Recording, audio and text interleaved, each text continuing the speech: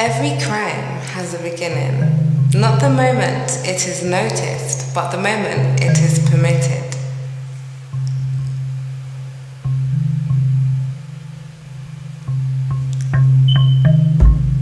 In the late 19th century, Africa was divided on paper. Lines were drawn where people had lived for centuries. No Africans were present in the room. What followed was not chaos, it was administration. Land was reclassified, resources were renamed assets, human labor became a line item. This was not called theft, this was called development.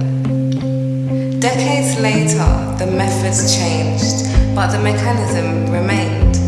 Governments signed agreements that displaced communities, security forces enforced economic decisions, environmental damage was recorded, acknowledged, and approved.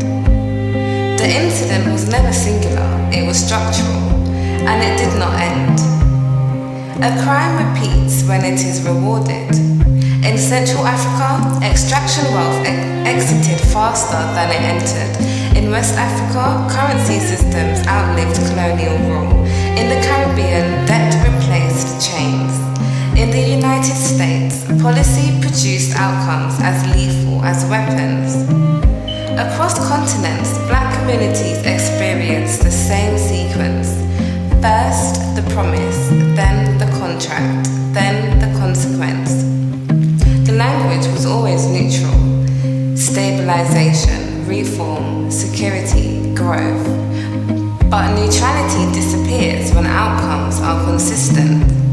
Patterns do not require belief, they require observation. And the record shows that black suffering is never treated as an emergency, only as an inevitability. Crimes of this scale do not survive without infrastructure. They require institutions to normalize them, legal frameworks to protect them, and media narratives to soften them. International bodies issue concern without consequence. Corporations extract without accountability. Governments inherit systems they refuse to dismantle. This is not secrecy, it is procedure. When harm is distributed slowly, it avoids urgency. When responsibility is fragmented, it avoids blame. Systems do not malfunction by accident. They perform exactly as designed, especially when those harmed are expected to endure quietly. And silence has always been the final enforcement mechanism.